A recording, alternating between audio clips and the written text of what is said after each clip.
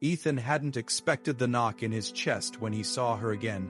Olivia stood at the doorway of her new flat, hair pulled into a messy bun, oversized hoodie drowning her frame, and eyes red, rimmed from crying. Her smile tried to play it cool, but he could see the exhaustion behind it. "Sorry I'm late," Ethan said, lifting 2 coffee cups. She reached for one, fingers brushing his. "You're not late. I'm just early for a breakdown." He gave a soft laugh, stepping into the flat filled with boxes and quiet. The air smelled of dust and new beginnings. "Where do you want to start?"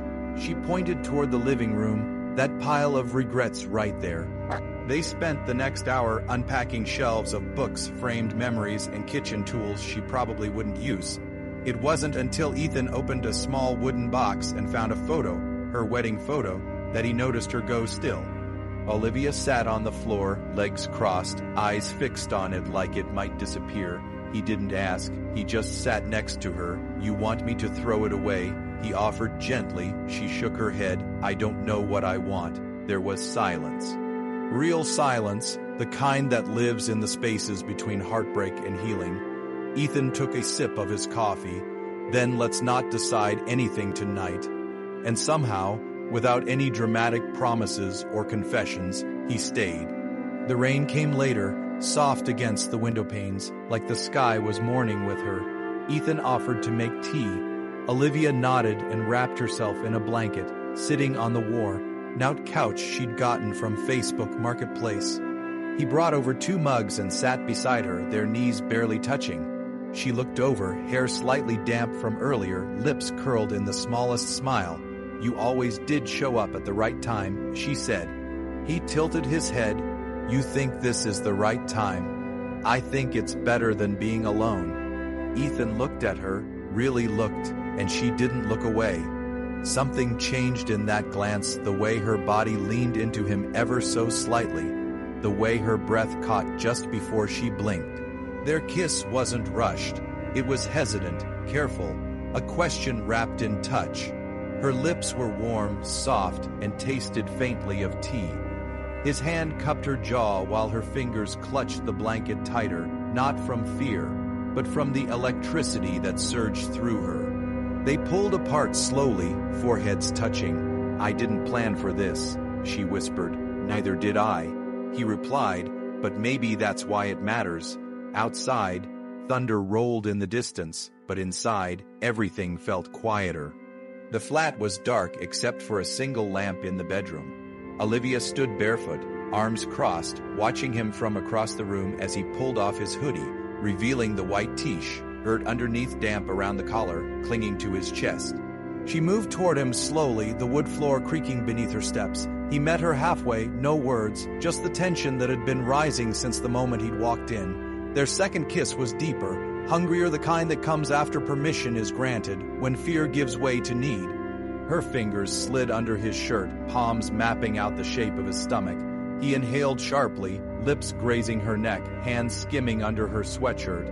When it dropped to the floor, he paused. "You okay?" She nodded, stepping out of her joggers, standing in just her bra and briefs. "Yes, more than okay." They fell onto the bed in a tangle of sheets, limbs, breath, and heat. He kissed her shoulders, her back, tracing her like something precious. She arched into him, her mouth finding his deeper this time, her body craving more.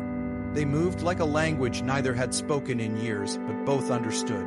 There was nothing rushed or performative, just the raw, silent honesty of skin and need.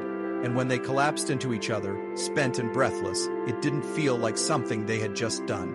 It felt like something they had always been meant to do. Morning light spilled through the half-drawn curtains. Ethan stirred first, blinking at the unfamiliar ceiling. Then he felt her Olivia's body curled beside him, one arm draped across his chest. Her breathing was steady, peaceful. For a moment, he just watched her, letting the quiet settle in. He hadn't planned to stay the night.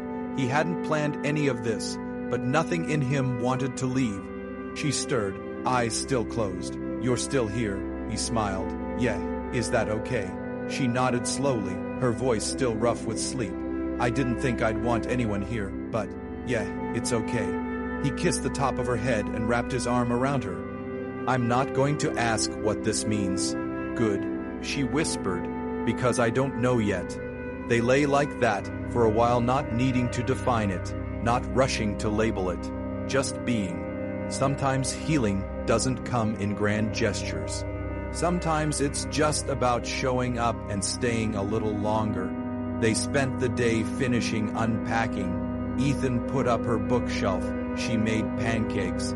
They danced clumsily in the kitchen to an old playlist she'd almost deleted. And when he got ready to leave that night, she stood by the door, watching him with something like hope in her eyes. "You'll come back?" she asked. He didn't hesitate. "If you'll have me." Olivia stepped forward, took his hand and pressed it to her cheek. "I think I already do." He kissed her again, soft and full, like a promise. Then he left, not because he wanted to, but because some beginnings need space to grow. And as she closed the door behind him, Olivia realized, sometimes love doesn't announce itself with fireworks. Sometimes it just shows up with coffee and boxes, and the kind of man who stays.